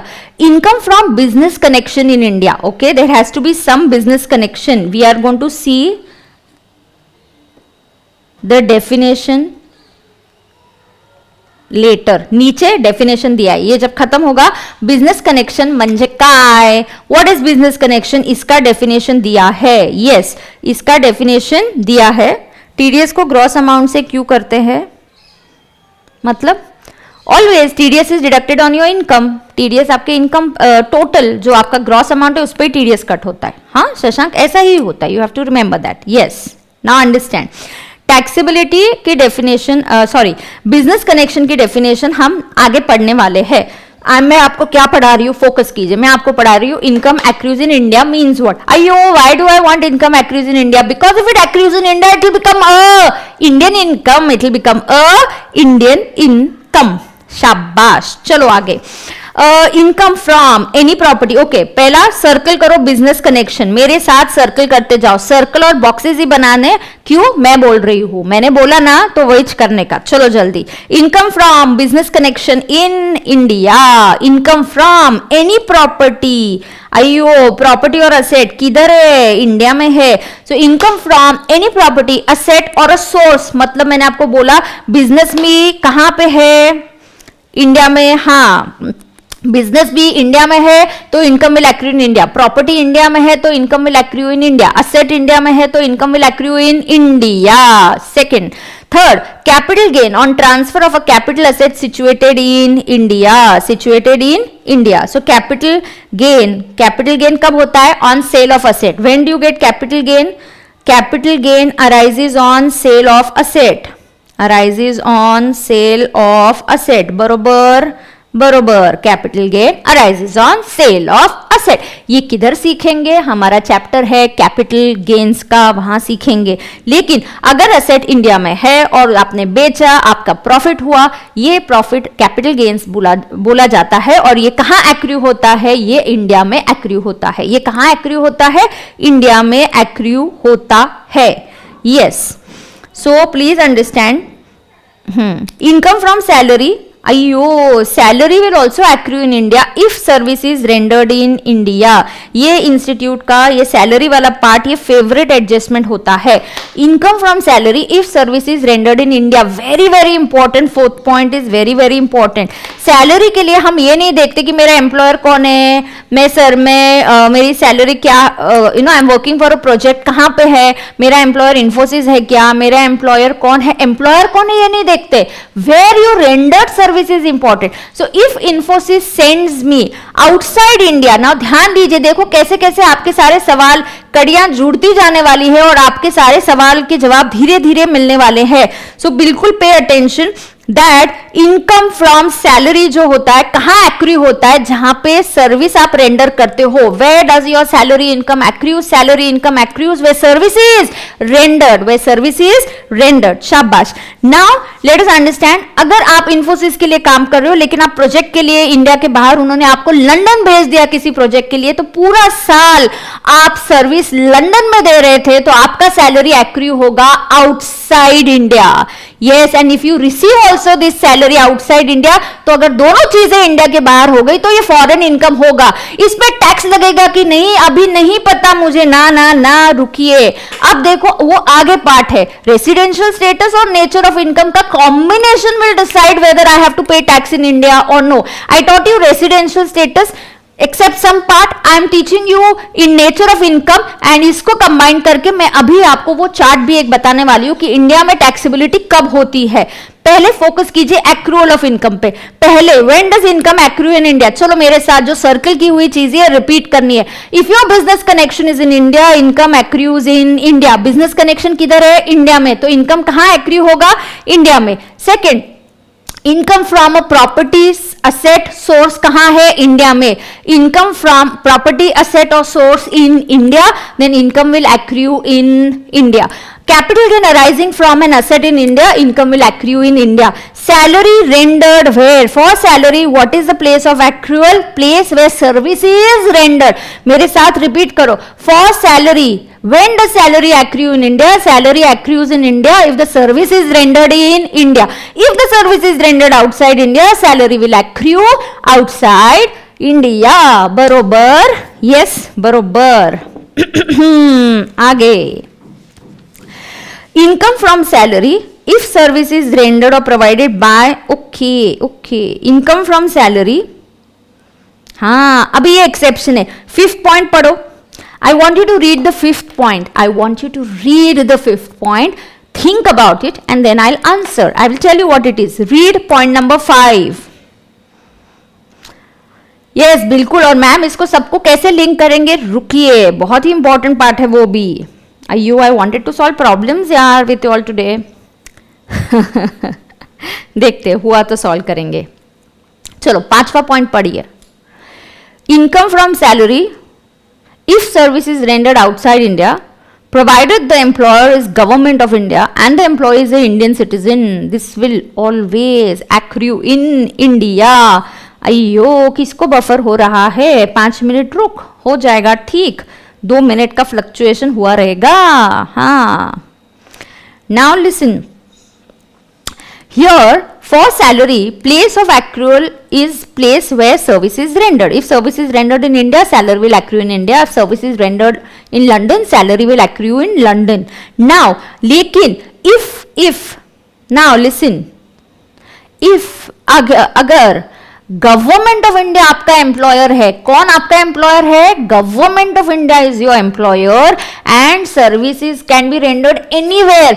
अब जाने दो, सर्विस तुम किधर भी दो, who is your employer? Government of India and you are a Indian citizen, then service it will be assumed that salary is accrued in India. अयो ma'am, ऊपर कुछ और लिखा है, नीचे कुछ और लिखा है, एक्सेप्शन है ये एक एक्सेप्शनल पॉइंट है। For salary generally what is the place of accrual of salary? Place where service is rendered, place where service is rendered, बरोबर। लेकिन place of service is not relevant when your employer is government of India and you are a Indian citizen citizen. Yes, could be an ambassador, could be Indian government could have sent its scientists to study about coronavirus, to study about its vaccine. तो मैंने किसी scientist को, Indian government ने अपने employ को India के बाहर भेजा है। He is rendering services outside India but he is a Indian citizen and he has been employed by government of India. His salary will always accrue in India, his salary will always accrue in India. Is that clear to everybody? Okay. हाँ, एक minute, I'll just change. I think आवाज में problem आ रही है क्या आपको?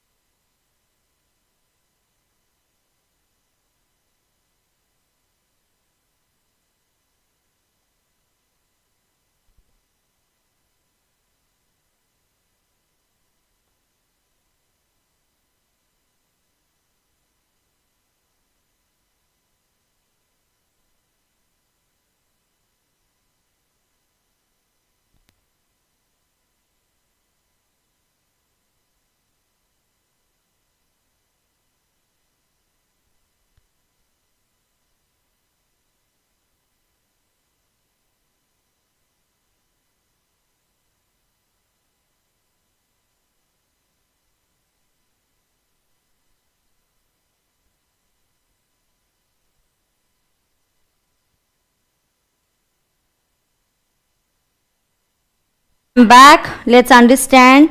Yes, in case कोई issue था तो no issue, yes, but I just changed the cell. It was showing it's low on battery, so I decided just to change them. Come on. So let's just understand. I'm teaching you accrual of income. I'm teaching you accrual of income. तो salary के लिए you have to note down something. Yes, there's no condition for being an Indian citizen. Once you're born, you get citizenship of India, Kapil. So there's no such condition, beta. Yes. So please understand. Right for salary generally, पहले मुझे generally बताओ salary के लिए क्या होता है. What happens generally for salary? Generally for salary the place of accrual is place where service is rendered. However this is not applicable when government of India is your employer and you are a citizen of India and you may render service anywhere on this earth, anywhere on this globe. You are going to be your salary is going to be treated as accruing in India. Your salary is going to be treated as accruing in India. बिल्कुल आप सही answer दे रहे हो कि Indian citizen के लिए, sorry, for salary the place of accrual is place where service is rendered. Is there an exception to that? Yes, there is one exception to that, and the exception is your employer is government of India and your a citizen of India. You may render service anywhere, it will always accrue in India. Yes, तो ये अगर simplified form में इसके नीचे लिखवाना होगा तो मैं लिखवा के दे दूंगी आपको. उसके आगे डिविडेंड, व्हेन डिविडेंड कौन पे कर रहा है? आईओ, इंडियन कंपनी. ये लिस्ट है स्टूडेंट्स उन इनकम की जो इंडिया में एक्रूड माने जाएंगे. Your income will accrue in India. This is a list of those incomes which are going to accrue in India. बिल्कुल सही, बिल्कुल सही. So dividend paid by Indian company will always accrue in India, because who is paying this dividend to you? It is being paid by a Indian company, so it will always accrue in India. It is going to accrue in India. Is that clear to everybody? Yes, yes, yes, yes. आगे देखिए, अभी हम आगे जाएंगे. हो ये 7 point. Yes, I want this 7 point to be read by all of you. I want you to read this 7 point very, very, very, very carefully. Point 5 क्या repeat करूं? Yes, point 5 में क्या repeat करूं? Let us understand. Point 5 में ये बोला है income from salary. Income from salary if service is rendered outside India. Understand? Point 5 में तुम कहीं पे भी सैलरी रेंडर करो, तुम कहीं पे भी सैलरी रेंडर करो. अंडरस्टैंड? तुम सैलरी कहीं पे भी सर्विस रेंडर करो, doesn't matter when your employer is government of India. Okay, when your employer is government of India and you are a Indian citizen and you are getting salary, it will always accrue in India. Okay, yes, हाँ. चलो 7 point. अच्छा, तो 5th point के बारे में आपको लिखना है तो लिख लेते हैं. You can use a sticky note. Either instruction ध्यान से सुनिए, आप स्टिकी नोट लेके यहीं पे लिख सकते हो, और अगर आपको चाहिए,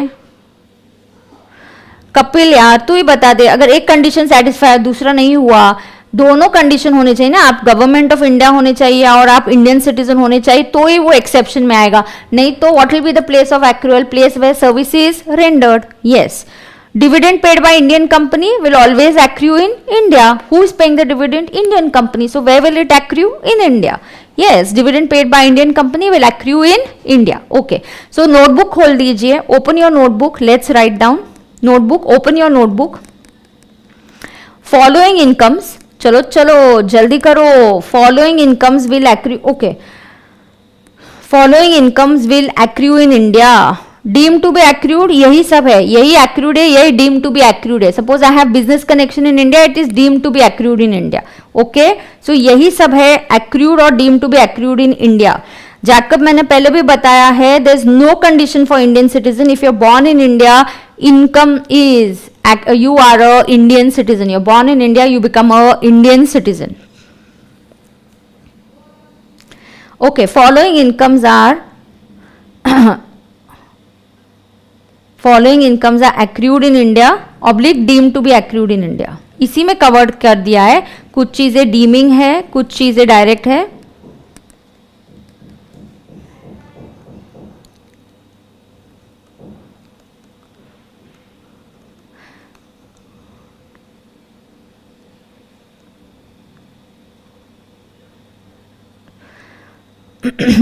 लिखो पहला कौन सा इनकम, लिखो income from business connection in India. Right fast. Income from business connection in India.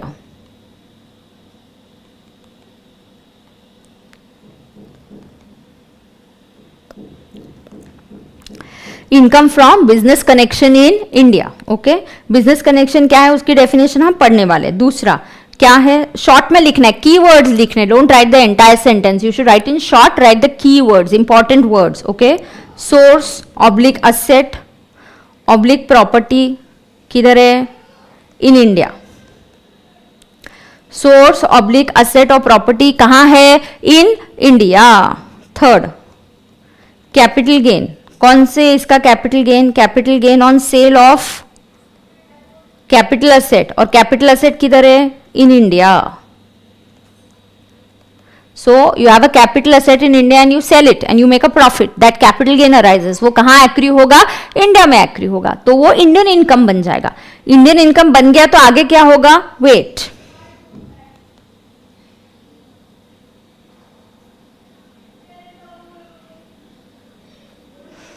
DJ mafia किसी को भी देगी वो एक्री होगा. हम ये नहीं देख रहे वो किसको दे रहे, हम सीधा देख रहे अगर आपको Indian company, his question is ma'am अगर कोई कंपनी नॉन रेसिडेंट को देगी, अरे किसी को भी देने दो, कौन दे रहा है, इंडियन कंपनी, तो एक्री कहां होगा, इंडिया में. I am telling you tax is very simple, you don't complicate it, very clear the wordings are. Dividend paid by a Indian company, have they said to whom, no, paid to anybody, it will always accrue in India. Correct. Next आगे,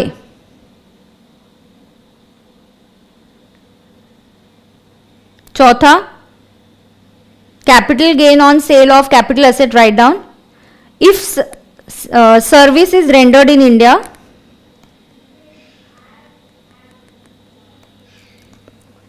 if service is rendered in India, it will accrue in India. If service is rendered in India, it will accrue in India. Fifth, however, if government of India is employer and employee is Indian citizen and employee is Indian citizen, write down.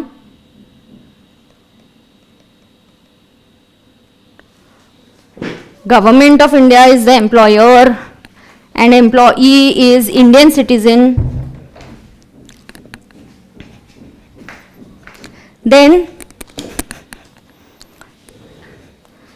Then salary will always, लिख के हो गया, accrue in India. Salary will always accrue in India.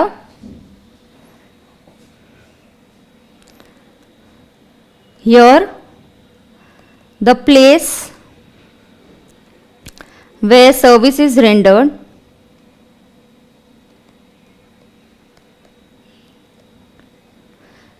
is not important. Place where service is rendered is not important. ठीक है, आगे लिख के हो गया. Come on, writing speed super fast, you have to improve your writing speed, फटाफट writing कर दीजिए. आगे आगे क्या है, 6 पॉइंट क्या है, dividend. Dividend paid by whom, Indian company. अच्छा, dividend paid by Indian company. अयो capital asset of India sold outside India, let it be. Still asset किधर है, सोर्स किधर है, असेट किधर है, please understand. Vaishali, are we saying the कहां बेचा, नहीं, असेट कहां पे है, इंडिया में है. हर question is capital asset, I go and sell it outside. मेरे पास कुछ इंडियन कंपनी के शेयर्स है, I go and sell it outside, doesn't matter what are you selling, the asset belongs to India, the income will accrue in India. Yes,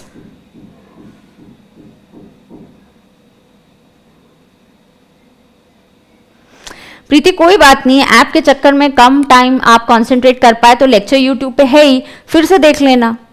yes, students, you guys are so damn lucky.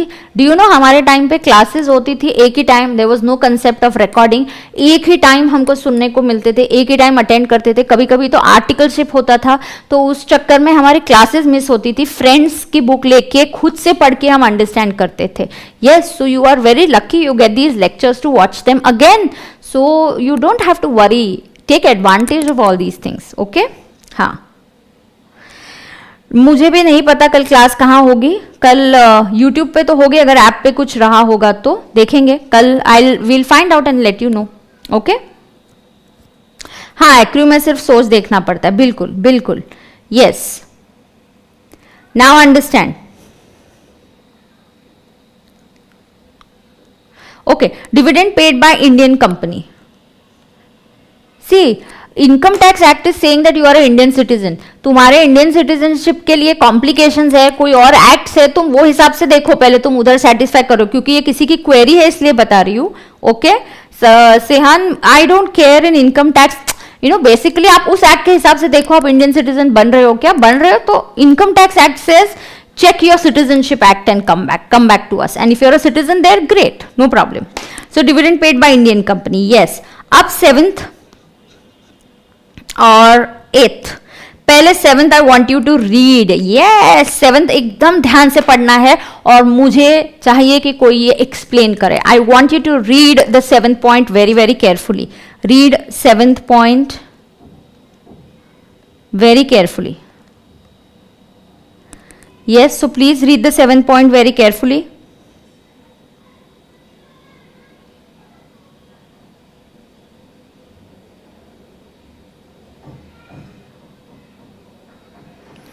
Read 7th point very carefully. Yes.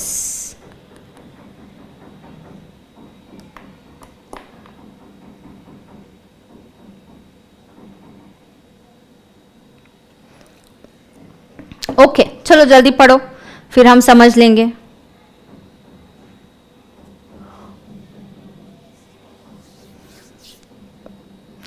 Yes, come on, you're reading accrual of income और हम पढ़ रहे हैं 7th point. So let's get going. Come on. In case of interest, royalty and technical fees, following should be kept in mind very very carefully.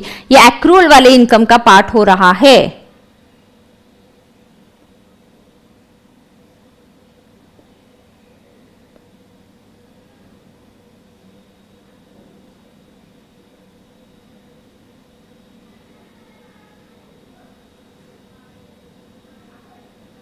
चलो पढ़ लिया क्या आप लोगों ने.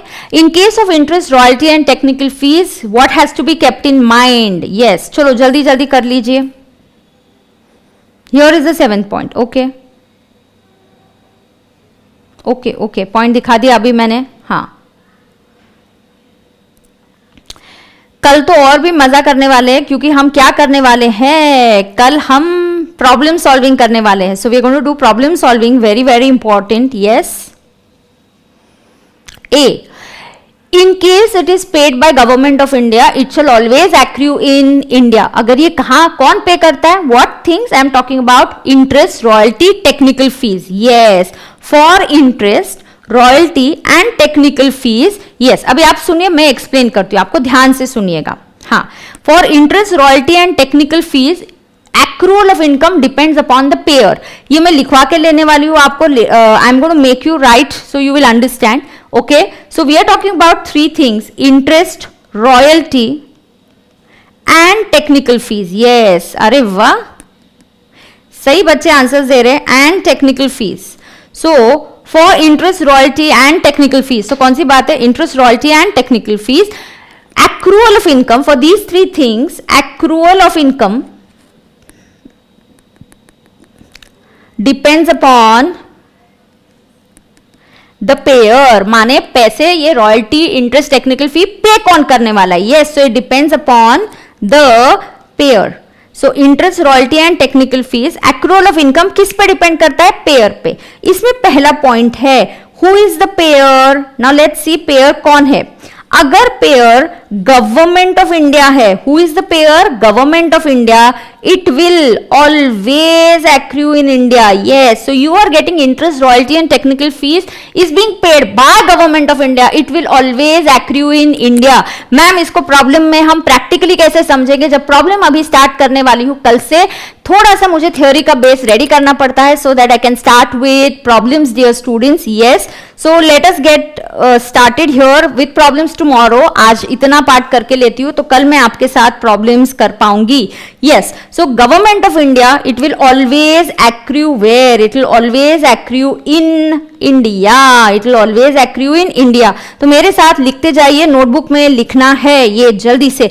Interest, royalty, technical fees, accrual of income depends upon the payer. Payer कौन है? Government of India. It will always accrue in India.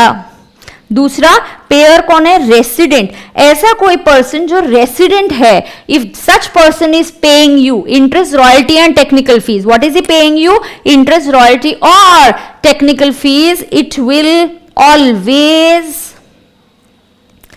Accrue in India. अयो, इसका कोई एक्सेप्शन है क्या? हाँ, it will always accrue in India. Yes, if resident of India is paying, very good. Jahnavi ने correct, आपने बोल रहे हो बिल्कुल सही. गरिमा ने भी सही बोला कि अगर आप गवर्नमेंट ऑफ इंडिया हो और पेमेंट करते हो royalty, technical fees, it will always accrue in India. If you are a resident and you are paying royalty, technical fees and interest, it will always accrue in India, except this has an exception. Yes, what is an exception? What is an exception? Yes, I'll give you example. Don't worry, मैं देती हूँ. It will always accrue in India except when, okay, the source,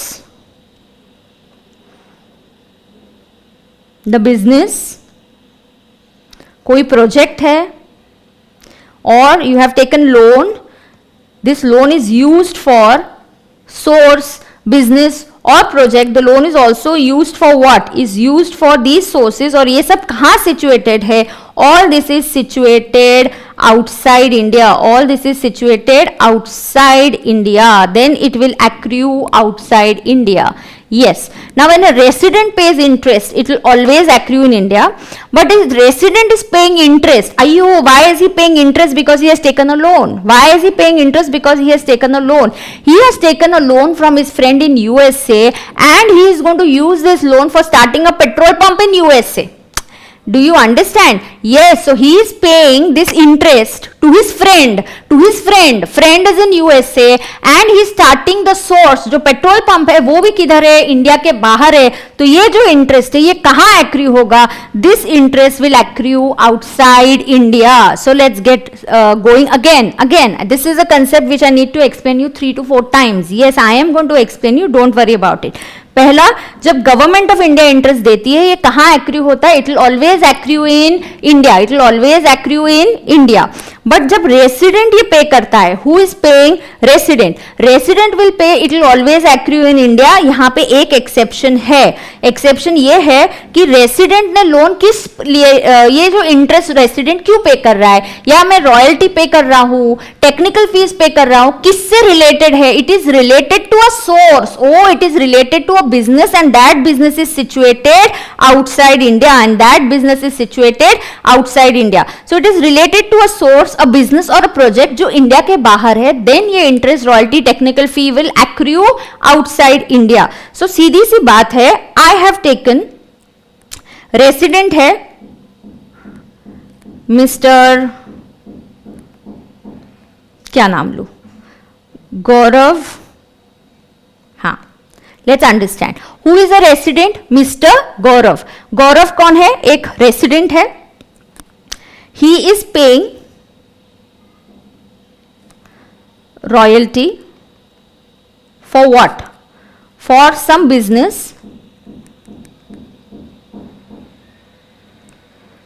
setup in USA. हाँ, for some business setup in USA. Let's understand. Payer, एक एक condition देखो. Pair कौन है? Resident. बरोबर. पेयर कौन है? रेसिडेंट. पे क्या कर रहा है? रॉयल्टी. अच्छा, for royalty it depends upon the payer. Payer Gaurav जो है वो एक रेसिडेंट है. Yes, he is a resident and he is paying this royalty. क्यों मुझे रॉयल्टी चाहिए था? बिकॉज मुझे कुछ बिजनेस है और मेरा जो बिजनेस है, I am paying royalty for a business. कौन सा बिजनेस? जो कहां सेटअप है? माई business is in USA. My business is in USA. Now please understand, ये जो बिजनेस कहां पे है? यूएसए में है. ये जो रॉयल्टी इनकम है, आई पे टू, ये रॉयल्टी गौरव किसको पे करता है? This is paid to Aakash. It is paid to Akash. So this royalty Gaurav is paying to Akash. For Akash, he is getting this royalty. Akash के लिए this will accrue outside India. ये कहाँ accrue होगा? Outside India. क्योंकि pair कौन है? Yes, देखो royalty पे कौन कर रहा है? गौरव. पे किसको कर रहा है? आकाश को. सारे मेरे साथ समझ के लेंगे प्लीज. ये थोड़ा सा ट्रिकी पार्ट है, so please understand. Gaurav is paying royalty to Aakash. Gaurav is paying royalty to Aakash. Gaurav, payer का स्टेटस देखना है, पेई का स्टेटस नहीं देखना है, पेयर का स्टेटस देखना है. इसलिए मैंने ऊपर क्या लिखवाया? यस, यहां पे लिखवाया इंटरेस्ट रॉयल्टी टेक्निकल फीस का accrual depends upon the payer. Pair के ऊपर डिपेंड करता है. तो पेयर कौन है? गौरव. गौरव कौन है? Resident. He is paying royalty. He is paying royalty for what?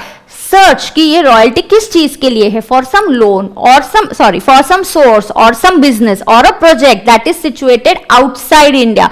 So I am planning to start some business outside India और मेरा फ्रेंड भी आउटसाइड इंडिया है. इस एग्जाम्पल में वो कहीं पे भी हो सकता है. Yes, it correct, you are all correct. It depends upon the payer. Aakash को ये इनकम मिल रहा है. आपको पता है one person expenditure is other person income. तो खर्चा कौन कर रहा है? गौरव. इनकम मिल किसको रहा है? आकाश को. रॉयल्टी का खर्चा कौन कर रहा है? गौरव कर रहा है. और ये मिल किसको रहा है? आकाश को मिल रहा है. Is that clear? Yes. So this is received by Akash. For Akash, this will accrue in India. Why? Let's understand. For interest, royalty and technical fees, accrual of income depends upon payer. So you have to understand this. Yes, this sentence is very good. Very good. You all are understanding. Great. For interest, royalty, technical fees, accrual of income depends upon payer. So payer, Gaurav is a resident. Great. अगर यही गौरव royalty पे करता but business USA की जगह पे India में होता तो ये accrue इंडिया में ही होता. Whenever a resident pays, it will always accrue in India except when it is for a source or a business which is situated outside India. So please note this down. Yes, आप जल्दी से ये note कर लीजिए, फटाफट note कर लीजिए. झेपा, very good very good very good. झेप गया. और नहीं झेपा फिर से होगा, ये बार बार रिविजन होगा. थेरोटिकली थोड़ा भी समझो ना आपको 60-70. वाह वाह वाह, great. I am very glad because Aakash का रेसिडेंशियल स्टेटस मुझे चाहिए ही नहीं Aayushi. I don't need to check the residential status of Aakash. Simple as that. It simply depends upon residential status of payer. Yes, accrual of income depends upon residential status of payer. जेपा means जम गया, समझ में आ गया. हाँ, जेपा का मतलब होता है समझ में आ गया. अयो समझ में आ गया, बहुत अच्छी बात है.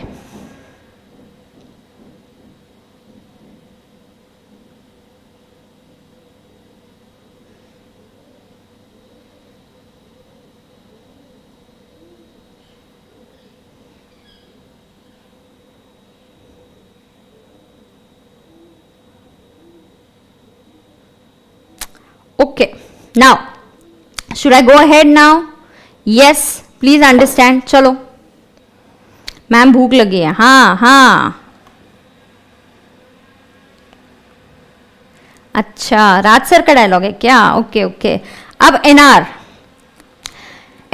इंटरेस्ट पे कर रहा है. Who is the payer here? NR. Mark करो, who is the payer here? NR. Okay, कहाँ एक्रू होगा? अगर एनआर पे कर रहा है इट विल, अयो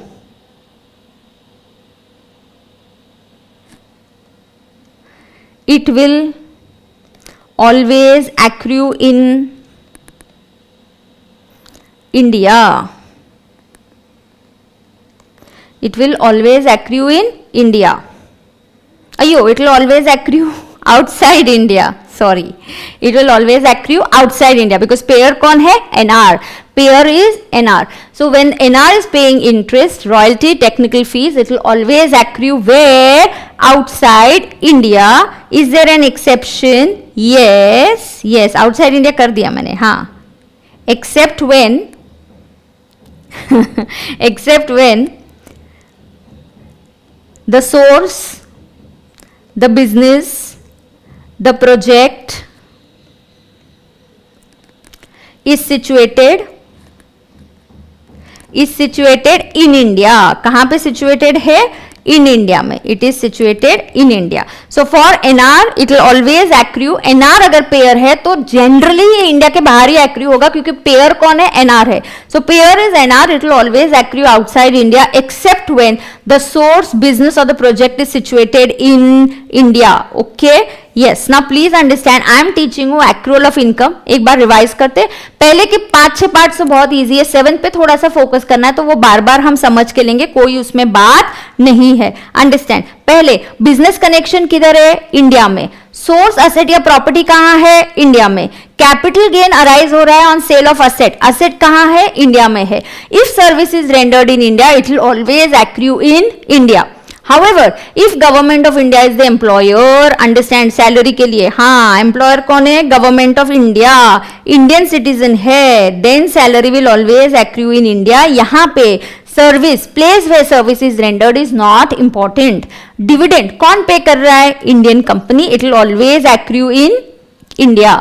7 पॉइंट के लिए बहुत केयरफुली अपने को करने का है. सो ये एक ही पॉइंट, ये एक 7 पॉइंट ही थोड़ा सा ट्रिकी है, तो that's it. Interest, royalty, technical fees के लिए accrual of income depends upon the pair. Accrual of income किस पे डिपेंड करता है? पेयर के ऊपर डिपेंड करता है. गवर्नमेंट ऑफ इंडिया पे करेगा तो it will always accrue in India. Resident पे करेगा तो it will always accrue in India except when the source India के बाहर है, बिजनेस इंडिया के बाहर है, प्रोजेक्ट इंडिया के बाहर है. जैसे यहां पे मेरा बिजनेस इंडिया के बाहर है. पेई जिसको इनकम मिल रहा है उसका स्टेटस नहीं देखना है हमें, पेयर जो गौरव है उसका स्टेटस देखने का है. राइट. एनआर जब interest, royalty, technical fees pay करेगा it will always accrue. Where will it accrue? It will always accrue outside India except when the source business और the project is situated in India. Except when the source is situated in India. Are you all understanding this? Yes. चलो Harshil, yes please. प्रीति क्या बता रहे हो? 30. Okay. Yes. तो आज क्या सीखा मैंने? चलो नेचर ऑफ इनकम क्या होता है? 2 टाइप्स के, इंडियन या फॉरेन. किस चीज पे डिपेंडेंट होता है इंडियन या फॉरेन इनकम? बताओ. It depends upon accrual of income और रिसीव्ड के ऊपर. यस. रिसीव का मतलब क्या होता है? Where the money is receive for the first time. Right. What is the meaning of received? Receive का मतलब होता है where is the money receive for the first time. बरोबर. Yes. So you have to check that. उसके बाद Indian या foreign, Indian income के लिए एक्रूअल और रिसीट में से एक तो भी पार्ट किधर होना चाहिए? इंडिया में होना जरूरी है. एक तो भी पार्ट इंडिया में होना जरूरी है. सो आइदर योर रिसीट और your accrual. One thing happens in India, it's Indian income. Both happen in India, it's Indian income. Both happen outside India, it becomes foreign income.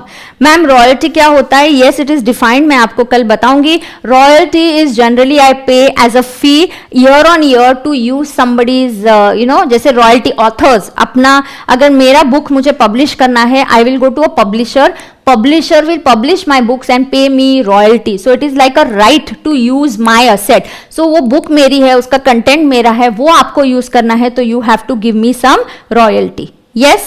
Is that clear to everybody, students? Yes. So I hope I can start with problems tomorrow and hope we all enjoy the class today. So we are going to, yes, patent वगैरह use किया तो royalty मिलती है. बिल्कुल बिल्कुल ऐसा ही होता है. Right? So is so all okay everybody? Anybody having any problem? Yes. So anybody having your queries, you can ask me your queries here. आज से रिलेटेड जो भी पढ़ाया क्वेरी पूछिए. I am waiting for your pictures. Yes, in the black dress. So please I am waiting for your pictures. Okay. Yes yes. किसी और का brand name वगैरह यूज करने के लिए हम रॉयल्टी पे कर सकते हैं. बिल्कुल सही है. किसी को कोई डाउट है क्या? Anybody having any query students? Yes, I am going to check my Insta. Let the lecture get over. So I don't want to be distracted during the lecture. I'll do it afterwards. Yes, so we will stop the lecture. 8 point Dipesh, I will continue tomorrow. 8 point मैं कल continue कराती हूँ. फिर वो I don't want to rush through it ना. So I will do that tomorrow. Okay? Yes, no query. Divanshi 8 point कल सिखाऊंगी. Yes. All right, students, thank you so much. So with this, I'll stop the class here. I'm going to meet you tomorrow. Thank you and see you tomorrow.